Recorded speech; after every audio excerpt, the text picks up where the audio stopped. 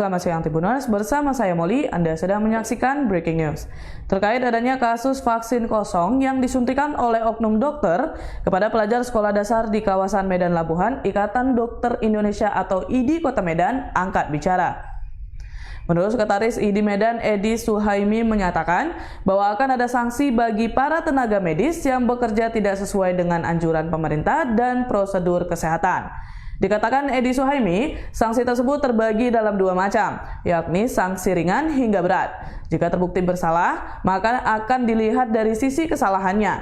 Jika kesalahan ringan, maka hanya diberikan berupa teguran, dan jika dinilai merupakan kesalahan berat, sanksi yang diberikan bisa dengan penangguhan atau pencabutan izin praktik.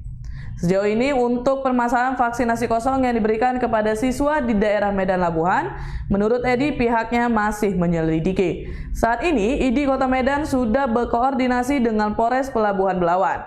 Edi yang juga sebagai dokter bedah ini mengimbau agar seluruh tenaga kesehatan bisa menjalankan tugasnya sesuai dengan prosedur yang ada. Untuk itu tetap semangat membantu pemerintah dan stakeholder lain menjalankan vaksinasi dan bekerja dengan standar yang ada serta lebih hati-hati, teliti, dan mengikuti aturan sesuai standarnya.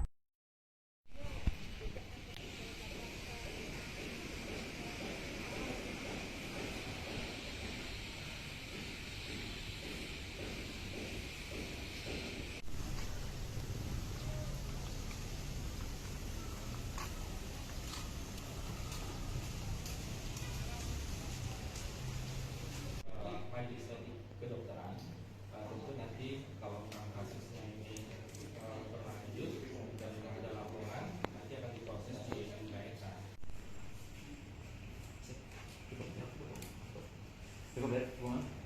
Untuk kasus viral aktivitas vaksinasi di sebuah sekolah dasar dan diduga ada vaksin kosong yang disuntikan kepada seorang anak atau dua orang anak, bisa dijelaskan jika terbukti seperti apa sanksi yang diberikan oleh institusi ini, Pak?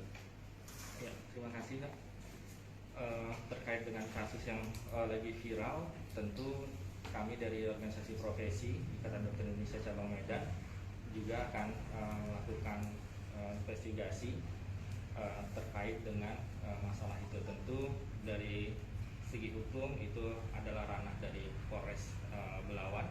Kami juga nanti akan berkoordinasi dengan Dinas Kesehatan dan pihak penyelenggara, koordinator dari tenaga medis untuk vaksinator tersebut.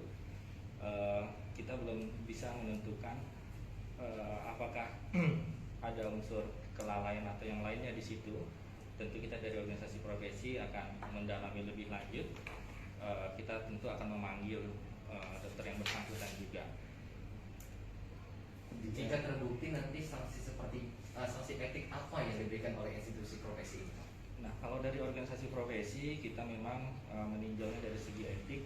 Kita ada lembaga Majelis Kehormatan Etik Kedokteran di tingkat cabang, di tingkat wilayah juga ada. Tentu nanti ada ahli-ahli yang menjadi pengurus di MKK itu yang akan memeriksa dan menyidangkan kasus ini apakah memang terbukti ada unsur pelanggaran etik atau tidak. Nah, kalau dari buku dari panduan ketentuan yang sudah ada di MKK, sanksi etik itu mulai dari yang ringan sampai yang berat. Nah, dari yang ringan itu biasanya teguran lisan, yang berat itu bisa rekomendasi pencabutan surat izin praktek. Bapak terakhir mungkin seperti apa yang buat kita untuk teman-teman dokter sebagai vaksinator agar tidak terjadi hal seperti ini, Pak, dari di sini? Ya, tentu kita juga mengabdi untuk masyarakat. Dokter itu tidak ada niat sama sekali tentu untuk mencelakakan atau mencederai pasien-pasiennya. Kita berharap semua vaksinator, terutama sejauh kita di lapangan itu untuk tetap semangat membantu pemerintah maupun stakeholder yang lain menjalani vaksinasi ini, dan bekerjalah sesuai dengan standar yang ada, dan mungkin agar lebih hati-hati dan lebih. Sebelumnya, seorang petugas kesehatan diduga menyuntikkan vaksin kosong kepada murid SD di daerah Medan Labuhan, Sumatera Utara.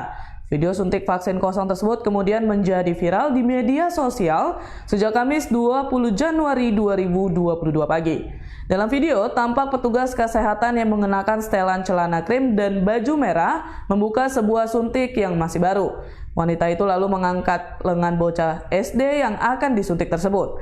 Tanpa memasukkan cairan vaksin, wanita itu langsung menyuntikkan suntik yang masih baru ke lengan kiri bocah SD itu. Demikian breaking news kali ini. Nantikan terus informasi terbaru lainnya di Facebook dan kanal YouTube Tribun Medan TV.